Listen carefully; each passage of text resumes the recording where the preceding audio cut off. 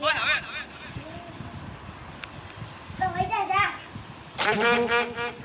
ધન્યવાદ। આજે ચોટીલાના આંગણે આવો રૂડો અવસર થતો હોય, સમૂહ લગ્નનું આયોજન હોય, આપણા અગ્રણીઓ આપણા સંતો મહંતો આજે અહીંયા આવી રહ્યા હોય અને અહીંયા સામે બિરાજમાન હોય, આજે 11 દીકરીઓ દીકરાના પ્રભુતામાં પગલા પડતા હોય અને આશીર્વાદ લેવા માટે જે સંતો મહંતો આવ્યા છે એમનું